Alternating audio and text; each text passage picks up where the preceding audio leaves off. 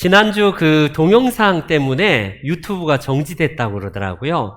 처음 알았어요. 그 영상 요백예벳의 노래를 틀어서 한 주간 동안 정지가 되어서 오늘까지 영상이 안 나가고 그냥 설교를 찍고 이후에 올릴 수 있습니다. 내일부터 양해 바랍니다. 오늘 이제는 시리즈 이제 13번째 시간으로 이제는 힘을 뺄 때입니다.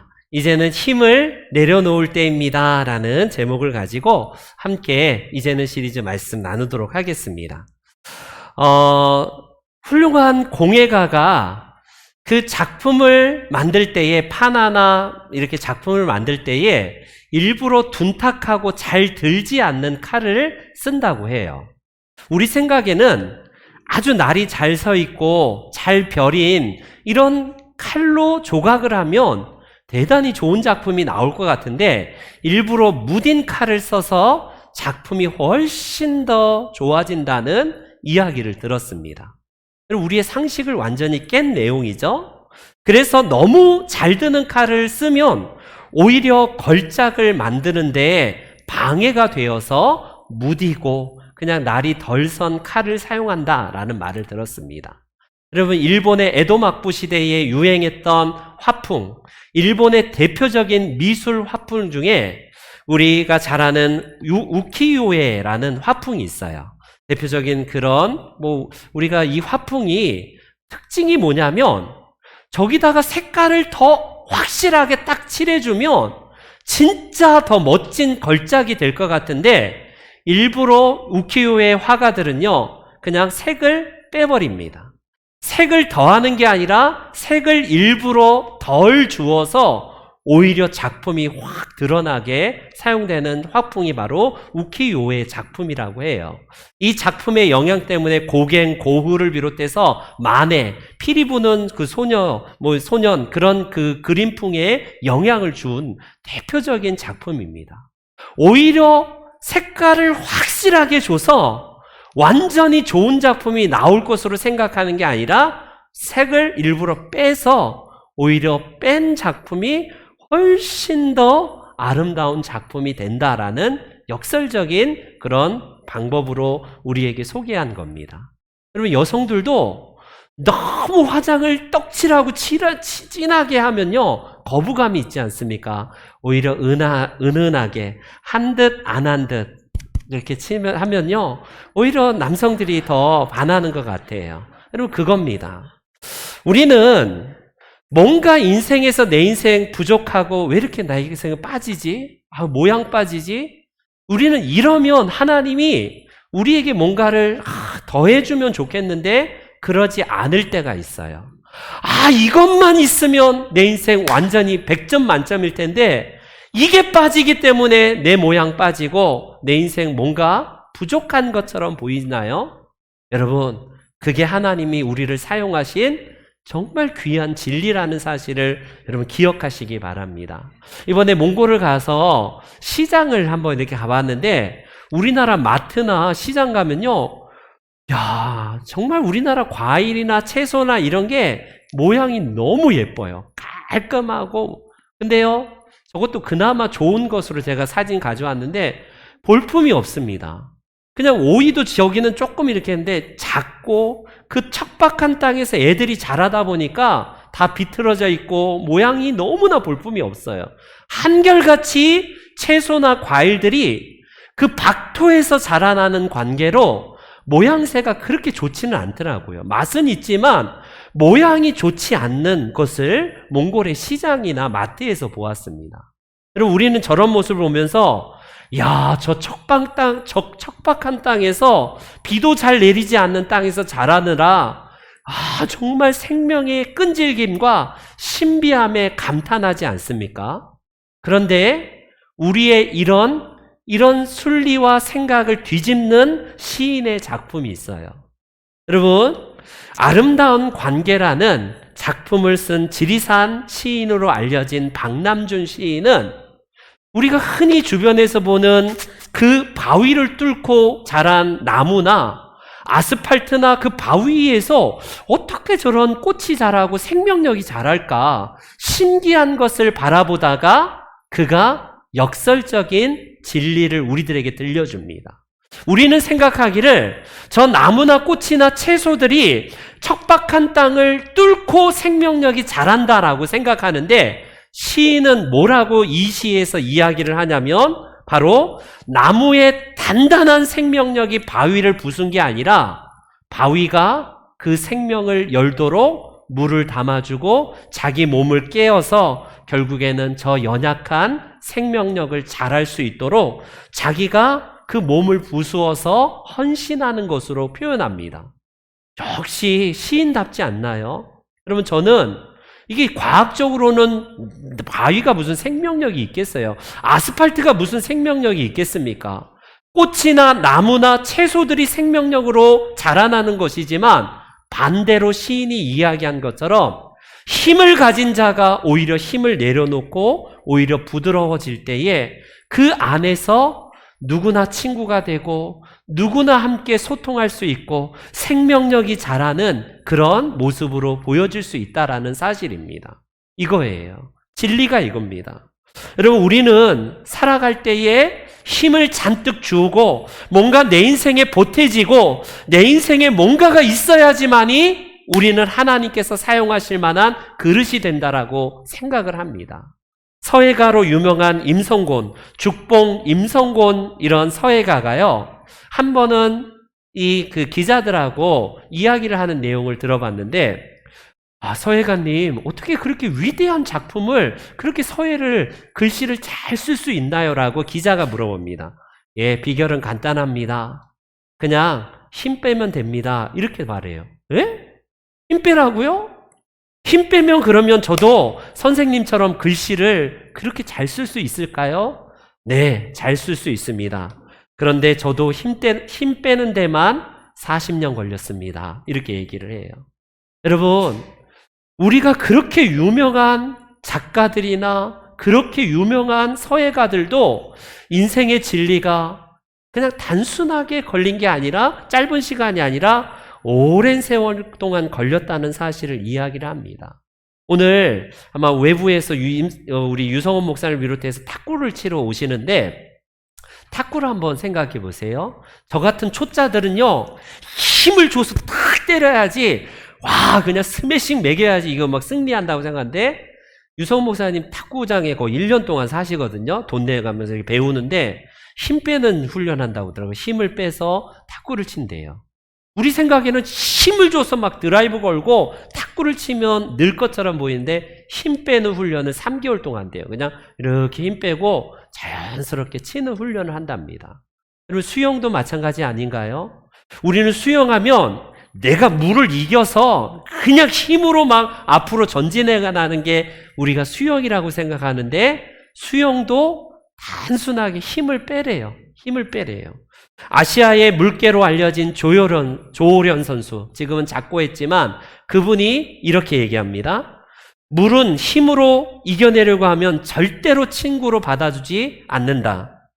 나는 50년을 헤엄쳐 보니 수영이란 힘을 기르는 운동이 아니라 힘을 빼는 것이라는 사실을 알았다. 이렇게 고백합니다. 여러분, 어떻습니까? 우리는요, 뭔가 힘으로 해보면 내 인생에 뭔가가 주어질 것이라고 생각을 해요. 그러나 인생의 대부분은 힘 빼는 데서부터 시작된다는 사실을 아십니까? 서예나 이게 꼭 스포츠 경기만 그러겠어요? 우리 악기를 부시는 우리 김경창 장로님 고령의 나이에도 저걸 불 수 있는 게 뭐예요? 그냥 단순한 저 같은 총자를 힘으로 불어도 빽빽 소리도 안 나요. 그러나 먼저 힘을 빼고, 성악하는 분들도 힘을 빼고 하라고 그러지 않나요? 뭔가 힘을 주어서 우리 해는 것처럼 보이지만, 성악도 여러분 아름다운 고음을 내기 위해서는 힘을 빼고 힘을 내려놓는 작업을 여러분 코치들이 계속 주문하는 거예요. 자꾸 힘주려 할 때 힘 빼세요, 힘 빼세요, 힘 내려놓으세요, 힘 자꾸 내려놓으라는 주문을 자꾸 하는 이유가 뭐예요? 힘을 주려고 하면 할수록 여러분 그 경지에 도달하지 못하기 때문에 그렇습니다. 이게 꼭 인생을 살아가는 데만 적용되는 문제가 아니라 신앙에서도 똑같은 원리가 작용한다는 사실입니다. 우리는 하나님께서 지금 어찌 보면 내 힘이 잔뜩 들어가서 하나님의 개입이 없는지도 모르겠어요. 그래? 네가 할 거야? 그래, 해봐. 어찌 보면 우리가 힘이 잔뜩 들어가서 내가 뭔가를 하려고 할 때에 하나님은 침묵하고 계시고 아무런 역사를 나타내 보이지 않을지도 모르겠습니다. 어찌 보면 하나님의 침묵 기간은 우리가 힘이 빠질 때까지 기다리시고 계시는 하나님의 사인이실지도 모르겠어요. 그래서 오히려 우리는 약할 때에 강하게 된다라는 사도 바울의 이 역설적인 진리가 이해가 되진 않지만 어느 날 그것을 경험한 우리는 그렇구나. 힘을 내려줘야지만이 하나님은 나를 도우시고 나에게 역사하시는구나. 그래서 하나님은 한결같이 보면요, 대단한 사람, 스펙이 화려하고 엄청난 능력의 사람을 쓰는 게 아니더라고요. 하나님 앞에 나는 아무것도 할 수 없습니다 라고 하면서 자기 자신을 내려놓고 힘 빼고요, 힘 내려놓을 때에 하나님이 그 사람을 사용하시는 역사를 우리는 인생의 역사 가운데 배울 수 있습니다. 오늘 본문도 우리는 그런 면에서 우리가 이 역설의 진리를 함께 배울 수 있어요. 지난주에 우리가 함께 살펴보았듯이 모세는 이제 엄마로부터 모유를 먹으면서 신앙교육을 잘하는데 신부는 이집트 왕자가 돼요. 파라오의 공주의 아들로 입양이 되었기 때문에 그는요, 파라오의 이 아들, 그 손자로서 결국에는 이집트의 차기 대권 주자가 된 거예요. 쉽게 말하면.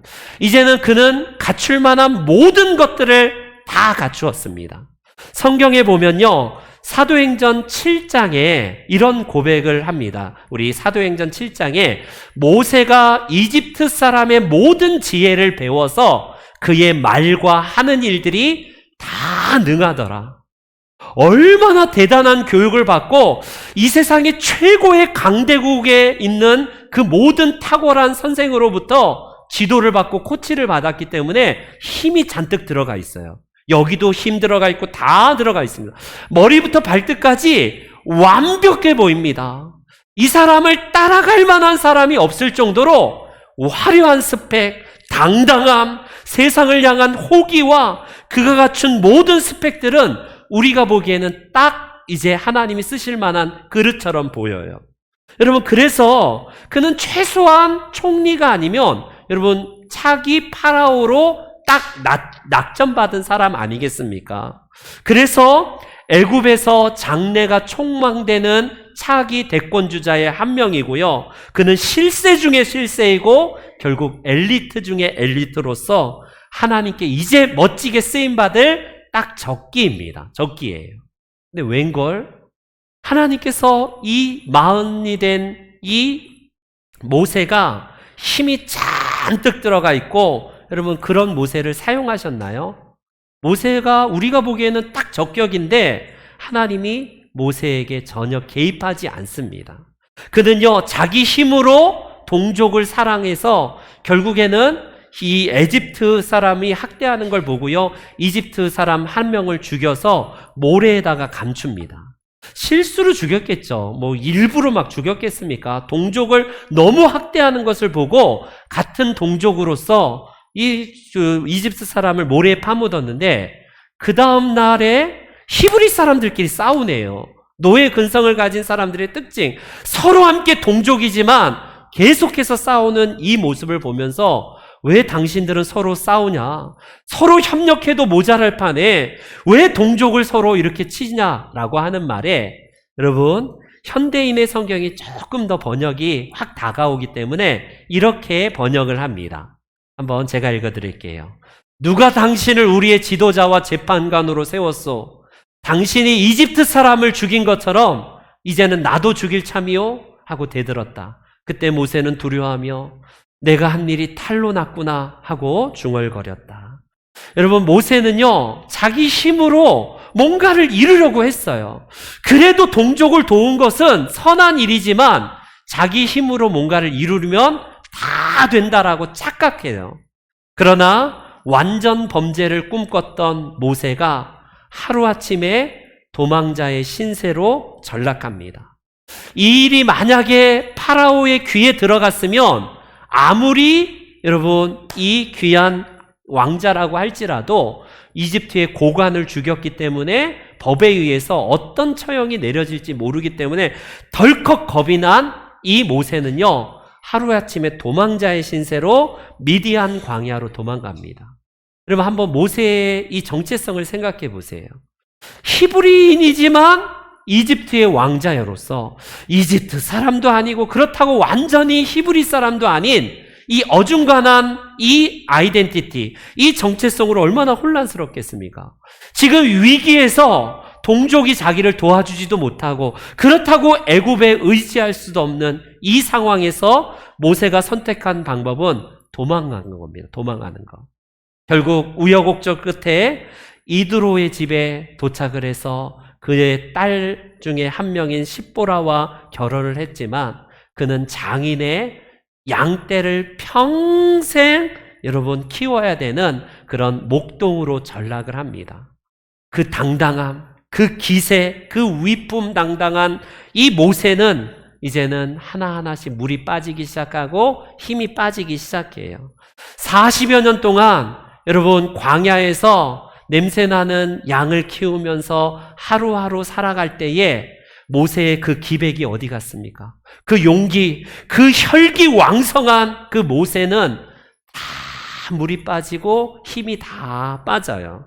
결국에는 우리가 왜 40년이나 걸렸을까? 왜 하필 하나님은 조금 더 젊은 나이에 모세를 부르지 왜 80이나 되는 모세를 불렀을까? 그건 역설적으로 생각해 보면요, 모세가 물이 빠질 때까지 40여 년 동안 빠지지 않았다는 거예요. 그만큼 자기의 모든 것을 의지하는 것들이 하나같이 다 내려놓고 할 수 있다는 모든 것들을 다 내려놓는 기간이 40여 년이나 걸렸다라는 사실입니다.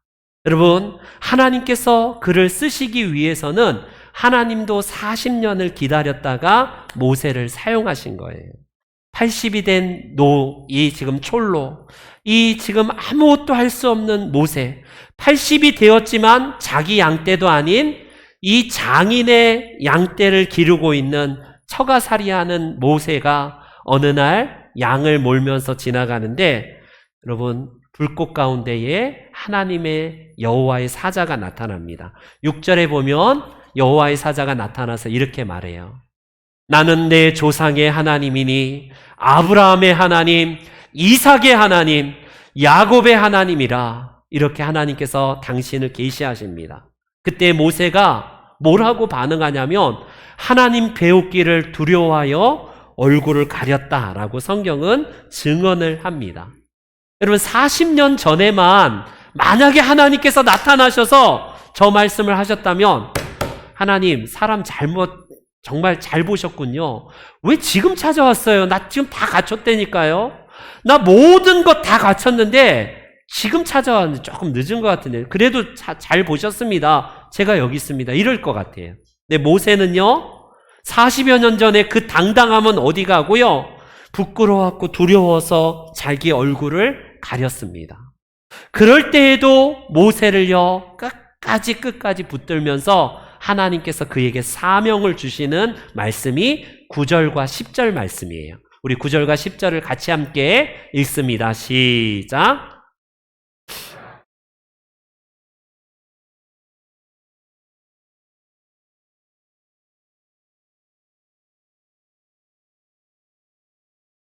내 백성 이스라엘 자손을 애굽에서 인도하여 내게 하리라. 아멘.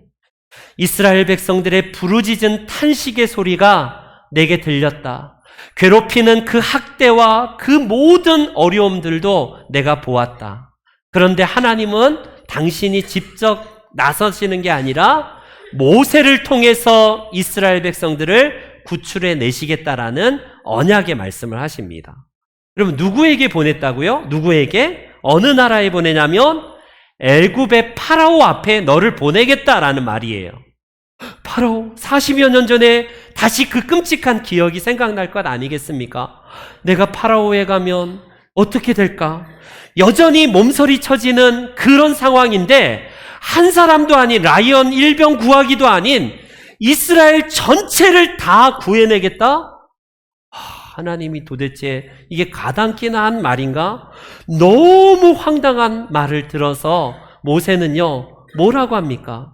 모세는요, 자기에게는 그런 능력이 없대요. 그래서 11절 말씀에 이렇게 말을 합니다. 11절 말씀에. 내가 누구이기에 바로에게 가며 이스라엘 자손을 애굽에서 인도하여 내겠습니까? 이렇게 반문을 합니다. 여기서 우리는 저 말이 모세가 진짜 겸손하다. 사람은 절해야 돼. 자고로. 하나님이 그러실 때 우리는 늘 자기를 겸손하게 해야 돼. 겸손해서 저렇게 말할까요? 하나님이 내가 너와 함께 있겠다. 내가 너를 보내겠다라고 했을 때에 모세는요. 뭐라고 합니까? 내가 누구라고? 내가 누구이기에 저를 보낸다고 하십니까? 라고 하면서 자기 자신을 보는 관점을 보십시오. 아마 한 40년이 아니라 한 20년 전쯤에만 찾아오셔도 그래요? 내가 60 나이인데 좀 해볼만 하겠습니다. 그래요. 내가 해보겠습니다. 이랬을지도 모르겠어요. 근데 80된 모세는요. 대답하기를 내가 누구라고? 나가 누구라고? 라고 하면서요. 두려움과 의기소침으로 겸손의 말이 아니라 탄식하면서 번지수 잘못 찾았습니다. 나는 아무것도 할 수 없는, 내가 도무지 아무것도 할 수 없는 노인이고 이 나이에 내가 뭘 하겠습니까? 라고 하나님 앞에 나는 그럴 능력자도 아닙니다. 라고 이렇게 답을 하는 거예요. 여러분, 모세가 어디 갔어요? 그토록 혈기왕성하고 그토록 당당했던 모세의 모습이 도대체 어디 갔습니까? 완전히 다른 모습으로 물이 다 빠졌고 그에 있는 기력과 모든 소망들이 다 빠져있는 모세를 보십시오. 그런데 12절에 하나님이 모세에게 모세야, 내가 너와 함께 있으니 걱정하지 마. 내가 너와 함께 있기 때문에 너를 도와줄 거야. 이제 네가 가도 돼. 라고 하면서 하나님은 계속해서 모세를 격려하고 모세에게 사명을 주십니다. 근데 모세는 그때마다 주저하면서 거절하고 안 됩니다. 못합니다. 내가 어떻게, 내가 뭐라고 자꾸 여전히 자기 스펙, 자기가 가진 힘 이거 의지하고 있어요. 하나님이 사용하시는 방법은 여전히 대제국 이 애굽을 이기기 위해서는 힘을 갖춘 사람이 필요해. 힘이 있는 능력자가 필요해. 여러분, 모세는 여전히 하나님의 부르심도 세상의 방식과 똑같이 힘 있는 사람이 힘으로 애굽을 누를 수 있다라고 생각하는 거예요. 그런데 모세의 이 결정적인 말을 보세요. 4장 10절 말씀에 이렇게 얘기합니다. 가라고 하니까. 같이 함께 읽어보겠습니다. 시작.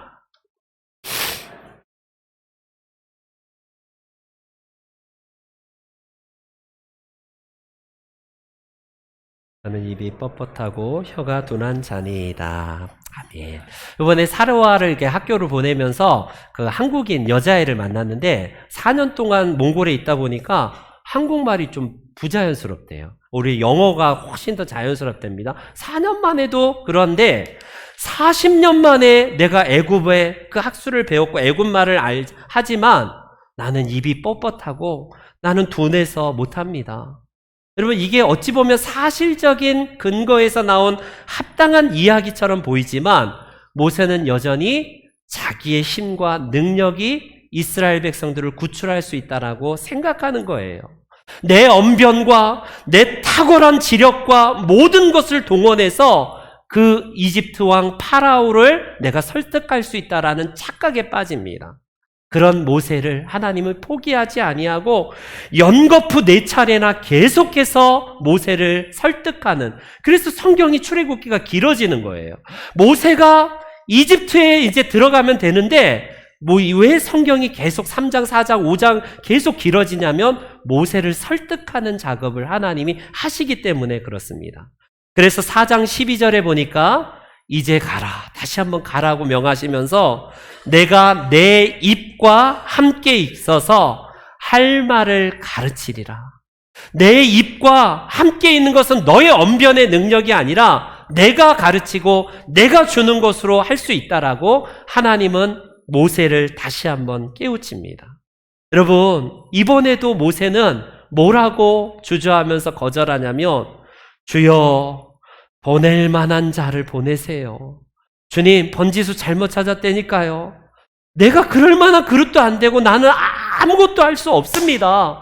제가 어떻게 합니까? 그럴 만한 탁월한 능력을 가진 자를 찾으세요. 라고 하면서 모세가 이야기를 합니다. 나는 할 수 없어요. 내가 뭐라고? 여러분, 전에 모세는 어떤 사람입니까? I'm something. 나는 뭔가 특별한 사람이야. 스페셜. 나는 대단한 사람이야. 이랬는데 지금 상황은요. I'm nothing. 나는 아무것도 못합니다. 나는 아무것도 아니에요. 내가 뭐가 있습니까? 나는 리더십도 없고 언변도 없고 힘도 없고 왜 지금이냐고요. 나는 아무것도 못합니다. 라고 말합니다. 그럼에도 불구하고 하나님이 계속해서 모세를 설득하면서 사용하시길 원하는 장면을 우리는 출애굽기에서 볼 수 있어요. 여러분, 40년이 걸렸습니다. 완전히 물이 빠지고 힘이 빠질 때까지 모세가 40년 전의 당당함이 완전히 빠져서 더 이상 자기 자신을 의지하지 아니하고 하나님만 철저하게 의지할 수 있는 그 기간이요. 여기서 우리는 한 가지 교훈을 배울 수 있어요. 우리는 힘을 내세우고 뭔가 잔뜩 힘을 줄 때에 하나님, 내가 여기 있어요. 나 사용하세요. 하나님 안 쓰십니다. 교회 안에서도 자꾸 자기를 드러내려고 하고 자기의 뭔가를 자꾸 드러내고서 힘이 있는 사람을 쓰실 것 같죠? 하나님 그 사람 안 써요. 우리 하나님께서 사용하시는 방법은 힘이 빠질 때까지 기다리다가 그를 쓰시기 시작한다라는 사실을 여러분 기억하셔야 됩니다. 우리 스스로가 뭔가를 얻고자 할 때, 막 힘으로 뭔가를 하려고 할 때에 하나님은 침묵하고 계세요. 그런데 그 모든 것이 다 내려놓고 I'm nothing. 나는 아무것도 할 수 없습니다. I can. 나는 할 수 없습니다라고 할 때에 하나님이 드디어 개입하시고 역사하기 시작하신다는 사실입니다. 여러분, 만약에 모세가 40년 이 기간이 불필요한 기간이라고 우리는 생각하잖아요. 아이고, 안 됐다. 어떻게 애굽 왕자에서 하루아침에 목동으로 전락해서 인생 40년을 썩었네. 아이고, 감옥에만 안 갔을 뿐이지 모세의 40년은 썩는 기간이야 생각하기 쉽지 않나요? 그러나 만약에 이 40년 기간이 모세에게 없었다면요, 여러분, 모세는 단박에 이 출애굽하는 데 있어서 포기했을 거예요. 중간에 처음 시작하자마자 아이고 나 못해요 하고 여러분 포기했을 겁니다. 왜? 자기 힘이 의지하기 때문에 그렇습니다. 우리는 잘 알듯이 이스라엘 백성들이 얼마나 배은망덕이에요. 하나님의 엄청난 은혜를 경험하고 홍해가 갈라지고 만나를 먹습니다. 여러분, 물을 내시는 하나님을 경험했어요. 한두 번도 아닙니다. 매일 기적을 경험한 거예요. 아침마다 만나가 내리는데 처음에는 What is this? 이게 도대체 뭐야? 감탄사로 발했던 그들이 또 이거야? 어우 지겨워. 여러분, 이게 사람이에요. 그들이 모세를 향해서 뭐라고 여러분 비난하고 아우성치냐면, 처음에 매장지가 없어서 당신이 우리를 이끌어내어 이 광야에서 죽게 하느냐? 왜 우리를 하필 이곳에 이 사막에다가 끌어들여서 왜 죽게 하느냐라고 여러분 모세에게 원망하면서 불평을 늘어나요. 차라리 애굽이 낫다. 애굽 땅이 훨씬 더 좋았는데 왜 우리를 이곳에 끌어다가 죽게 하느냐? 이게 인간이에요. 이게 사람입니다. 은혜는 잠시고 여러분 저런 불평이 조금만 오면요, 불평하는 게 우리 인간 아닙니까? 먹을 게 없으니까, 마실 게 없으니까 또 뭐라고 불평합니까? 뭘 마시지? 뭘 마시지? 우리가 뭘 마셔야 되냐라고 하면서 여러분 이 불평 바이러스가 얼마나 무서운 거예요. 이게 모세뿐만 아니라 하나님을 향한 원망 아닙니까? 신광야에 이르러서 이제 더 이상 이 애굽에서 가지고 나온 음식이 다 떨어지자마자 뭐라고 하냐면 또 그들의 불평이 또 시작돼요. 너희가 이 광야로 우리를 이끌어내어 이 온 회중이 줄여 죽게 하는구나. 내 얘기가 아니라 이제 사람들까지 동원해서 이 사람도 이 말하고 저 사람도 저 말하고 모든 이스라엘 백성들이 지금 다 그렇게 하는데 왜 우리 여기까지 끌어왔어? 모세를 향해서, 지도자를 향해서 원망하는 저들의 탄식과 저들의 배은망덕을 보십시오. 여러분, 이게 계속 40년 동안 지속되면요, 누가 버텨나겠습니까? 누가 이걸 버텨낼 수 있어요? 한 번 불평하고 자기를 비난하는데 확 뒤집어, 내가 니까지 것들을 지금 할 수 있어 하면서 여러분 성질내도 얼마든지 성질내고 나 못해요 하고 할 수 있는 상황 아니겠습니까? 근데 모세는 40여 년 동안 물이 빠졌고 결국에는 하나님 말씀에 순종하여서 이 이집트의 40여 년 동안을요, 결국에는 이 포기하지 아니하고 사명을 끝까지 감당할 수 있었던 게 40년 동안 훈련 받았기 때문에 그러해요. 우리는요, 하나님을 의지하고 하나님을 철저히 신뢰했던 이 기간이 썩는 기간이 아니라 하나님의 예정과 섭리 가운데 이루어지는 정말 귀한 기간이었다는 사실을 볼 수 있습니다. 우리는요, 성경을 보면 참 역설이 많아요. 죽고자 하면 살겠다는 것은 이순신 장군의 말이 아니라 먼저 예수님의 말씀이고 우리 성경의 진리예요. 여러분, 이게 우리가 어떠한 관점으로 보냐에 따라서 아우, 내 인생 왜 이렇게 지질이 복도 없냐 이렇게 불평하겠지만, 여러분 긍정적으로 관점을 보면요, 힘 빠진 모세를 사용하신 하나님의 위대하심 때문에 우리는 새로운 관점을 볼 수 있어요. 내가 이렇게 나이도 많고 나는 할 수 없다, 이게 아니라 하나님이 나와 같은 사람을 들어 쓰시니 하나님은 얼마나 위대하신 분인가, 이 관점의 변화예요. 힘이 빠졌고 우리 인생에 뭔가 모자라고 내 인생에 뭐가 빠져 있다는 것은요, 저주나 재수가 없거나 운이 없거나 끝난 인생이 아니라 또 다른 하나님의 시작이라는 사실을 기억하시기 바랍니다. 여러분, 오늘 본문에 나오는 모세는 자기 힘을 믿고 의지하다가 쓰임받지 못했지만 80이 되어서 하나님이 그를 부르시고 그를 사용하신다라는 사실입니다. 여러분, 우리가 생각할 때에 우리는요, 보통 힘이 있어야지 세상을 정복한다고 할 수 있어요. 몽골에 가니까 징기스칸에 대한 자부심이 대단하더라고요, 몽골 사람들이. 왜? 우리가 잘 아는 몽골인들이 히틀러, 알렉산더 대왕, 나폴레옹 장군, 그 세 사람이 지배했던 땅보다 합친 땅보다 더 큰 나라를 아시아부터 유럽까지 다 지배했던 그런 것이 바로 징기스칸이 아닙니까? 얼마나 대단하면 세계에서 가장 큰 동상 중에 하나래요. 저 사람 보세요. 그냥 개미만한데 동상이 어마어마하게 커서 우리가 한때 세계를 제패했던 나라다라고 이렇게 자부심 있는 나라입니다.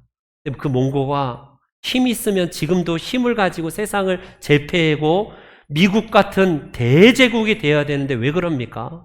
힘으로 세상을 정복하는 게 아니라는 사실을 반증하는 거예요. 하나의 기념물로 만들어놔서 우리 조상 저 징기스칸은 세계 최고의 사람이다 라고 자신하지만 세계를 지배하는 것은 힘이 아니라는 사실을 볼 수 있다는 거예요. 여러분, 우리가 간간히 뉴스에서 올해도 제가 몇 번 봤는데, 뉴스에 보면 물에 계곡 같은 데서 수영하다가 물에 빠진 사람이 부적하면서 막 힘으로 막 살려고 막 하다 막 살려주세요 하는데, 그 모습을 보고 바로 뛰어들면 어떨까요? 여러분, 물에 빠진 사람은 애래도 여자라도요, 초인적인 힘이 나와서 아무리 막 장사가 뛰어들고 구해들어요, 끌어내려요. 그 힘이 얼마나 대단합니까? 여러분, 그럴 때에 구조대원은 즉각 뛰어들지 않고 기다립니다. 물을 먹으면서 살려주면서 꼬르륵 하면서 힘이 빠질 때까지 기다려요. 기다리다가 더 이상 자기 힘이 축 늘어질 때까지 기다리다가 그때 뛰어들어서 여러분 구조해 오는입니다. 우리 생각으로는 1초라도 빨리 뛰어들어서 그 사람 구조해야 되는데 기다리고 있는 구조대원이 우리가 되게 이해가 되지 않는데 왜 그럴까요? 힘으로 하면요, 그 사람 다 같이 빠져 죽지 않습니까?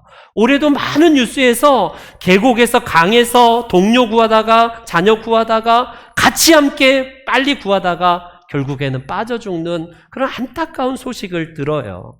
이게 뭡니까? 하나님도 마찬가지입니다. 우리 힘으로 인생에서 발버둥 치고 뭔가 별의별 방법을 다 동원해서 살지 않아요, 우리?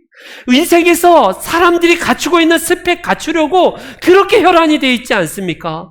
이 세상의 방법인 힘으로 뭔가를 이루려고 그렇게 우리가 막 혈안이 되어 있고 밤잠을 안 자고 막 속상해하고 그거 못 갖추면 내가 뭔가 인생에서 루저처럼 생각하지 않나요? 그러나 여러분 힘이 빠진 이후에 하나님이 찾아오신다는 것을 기억하십시오. 우리 하나님 앞에 잔뜩 힘을 주고 있어서 물에 빠져가는 사람을 뭔가 내 힘으로 구조해내려고 한다면요, 그거는 같이 죽는 것처럼 변화받기 전에 모세는요 뭔가를 자기 힘으로 한다고 착각합니다. 그러나 모세가 그 모든 힘이 다 빠질 때까지 그 정말 자기 자랑과 자기 그 모든 것들을 의의를 가주었던 모세가 물이 쫙 빠질 때까지 기다리시는 기간이었다라는 사실입니다. 오늘 우리는 코로나, 포스트 코로나 시대를 맞게 되었어요. 한국교회가 한때 자랑했던 게 1200만 교인이라고 세계 우리나라가 교회 수 10대 교회가 20대 교회가 한국에 다 있다라고 외적인 숫자를 자랑하고 크기를 자랑했어요. 세계에서 가장 큰 교회가 10대 교회가 다 한국에 있대요. 얼마나 큽니까? 대단한 외적인 교세를 자랑하고 나는 몇만 명 교회 목회한다. 나는 10만 명 한다. 이런 거가 교회 안에서 힘이 되는 시작이었고 목사 세계에서도 힘이 되었어요. 근데 세상은 목사라고 하면 이전에는 목사라고 하면 목사님이세요 라고 하면서 그래도 교회는 안 다니지만 존경하는 위치에 있었지만 이제는 애들도 목사라고 하는 시대입니다. 목사를 존경하지 않는 시대가 돼버렸어요. 기독교인들을 개독교인으로 여러분 이렇게 했어요. 힘은 갖춰져 있고 뭔가 대단한 크기도 있고 교세는 엄청나게 많지만 이 포스트 코로나 시대의 사람들은 교회를 그런 외적인 크기로 존경하거나 그렇게 부러워하지 않는다는 반증 아닙니까? 뭘 이야기해요? 여러분 끊임없이 우리는 요즘 시대에도 우리는 힘을 갖춰야 된다고 생각하지만 진정한 힘은 하나님을 의지하는 것에서 시작된다는 사실을 여러분 기억하시기 바랍니다. 어찌 보면 지금 시대에는 우리가 힘을 빼야 될지도 모르겠어요. 우리 합동측이 자랑하는 게 뭐냐면 장자교단. 이 많은 한국교회 교단 중에 장자교단이라고 늘 크기, 늘 교세, 늘 많은 것 이런 거 자랑합니다. 물론 어떤 의미에서 영적인 의미에서 장자교단을 자랑하는 건 좋지만 다 뭐냐면 교세 크기, 교인수 크기, 교인수 많은 거, 목사 많은 수 이런 걸로 장자교단이래요. 그렇다면 아직도 물이 안 빠졌고 덜 정신 차렸다는 겁니다. 우리는요 하나님 앞에서 도우심을 구하고 철저하게 I'm nothing, 나는 아무것도 아닙니다. 하나님의 은혜 없으면 살아갈 수 없습니다라고 우리의 모든 힘이 다 빠진다면 그때 하나님이 개입하실 겁니다. 우리 귀한 성도님들 개인적으로도 가정적으로도 우리가 지금은 힘을 내려놓고요 힘을 빼야 될 때라는 사실을 기억하시기 바랍니다. 그럴 때에 우리 하나님께서 역설적으로 개입하셔서 우리 한국교회와 우리 교회와 우리 자신과 우리 가정의 역사를 새롭게 쓰실 줄 믿습니다. 바라기는 여러분들이 가지고 있는 힘으로 발버둥치는 인생이 아니라 하나님을 철저하게 의지하고 하나님의 능력에 맡기시는 우리 모든 성도님들 되시기를 주님의 이름으로 축원합니다. 아멘. 다 같이 일어나셔서 우리 주가 일하시네 같이 함께 찬송 드립니다.